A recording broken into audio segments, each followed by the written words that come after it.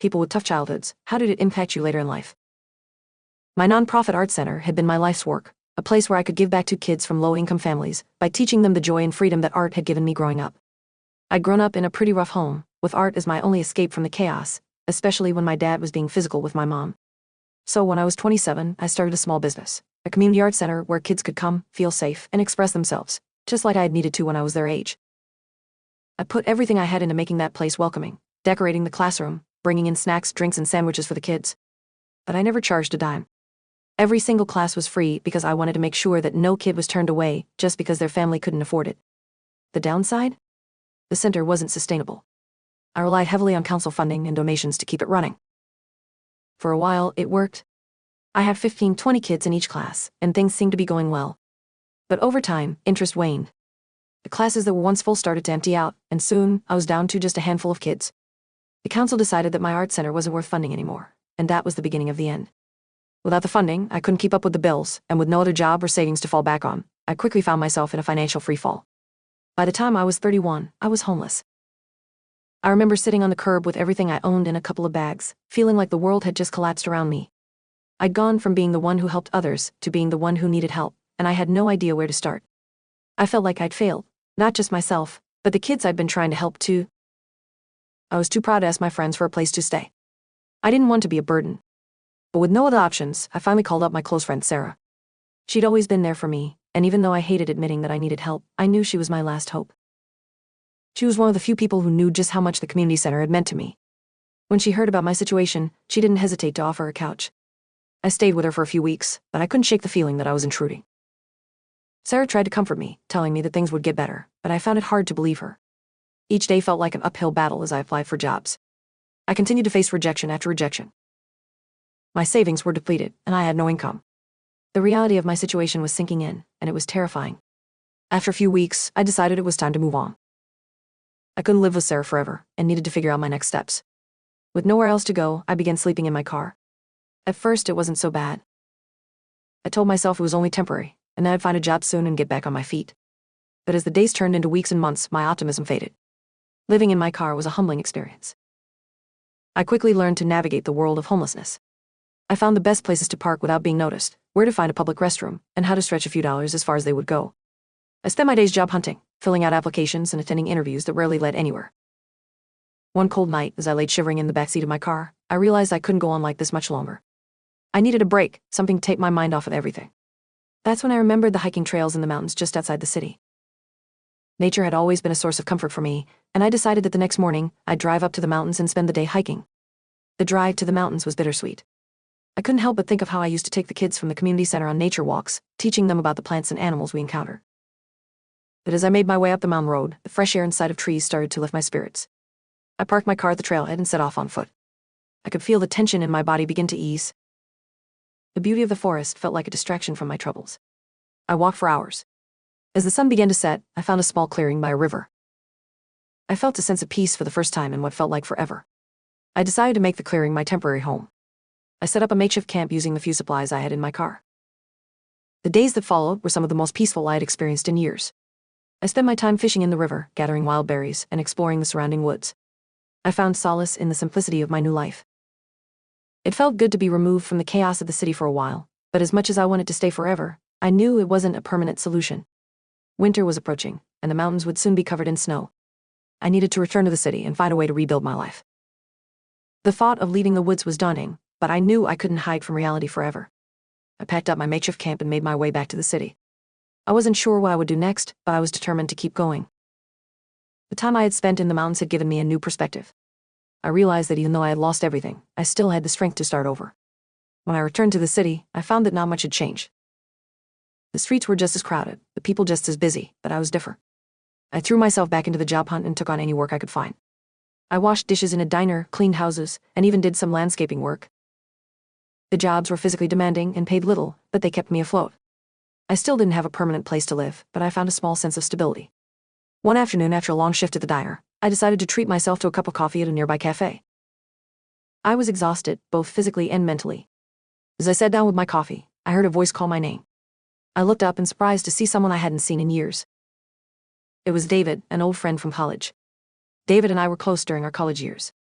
We were both involved in various volunteer projects, and I remembered how passionate and driven he was back then. Seeing him again after all these years was a shock, but it also brought back a flood of memories. David looked just as surprised to see me, and after a moment of awkward silence, he asked how I had been. I didn't know how to answer that question. How do you explain to someone that your life had fallen apart, that you were homeless and barely scraping by? But something in his eyes made me trust him, and before I knew it, I spilled all the tea. I told him about the community center, how it had been my dream, and how losing it had shattered me. I told him about the struggles I'd faced since then. The nights spent sleeping in my car or on park benches, the days of endless job hunting with little to show for. I expected him to look at me with the same kind of detached sympathy that so many others had, but David didn't do that. He listened and offered to help me when I was finished. At first, I was hesitant to accept his help. I'd been so determined to do this on my own, but David was persistent. He told me that he was doing well in his company and wanted to give back. He assured me that his offer wasn't out of pity, but out of a genuine desire to help out.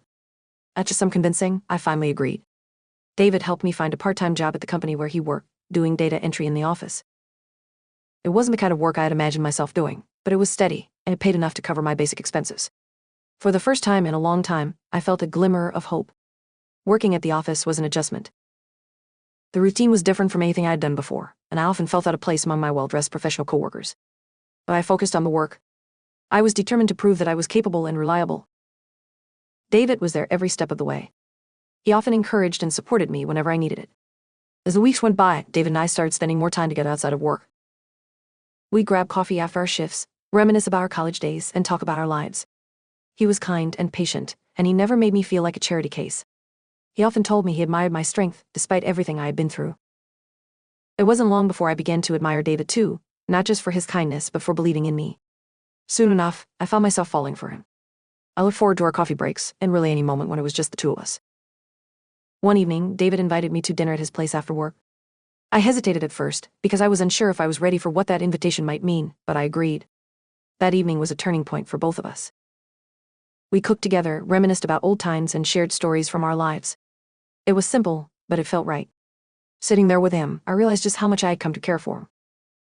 As the night went on, we sat on the couch, talking long after the meal was finished. Our conversation went quiet, and his voice sounded more intimate. And eventually, there was nothing left to say. We sat in silence for a moment, and then, without thinking, I leaned in and kissed him. After that night, David became my anchor. He had been my source of strength during a time when I had almost given up. He encouraged me to pursue my passion for art again. I hadn't even considered this since the community center had closed.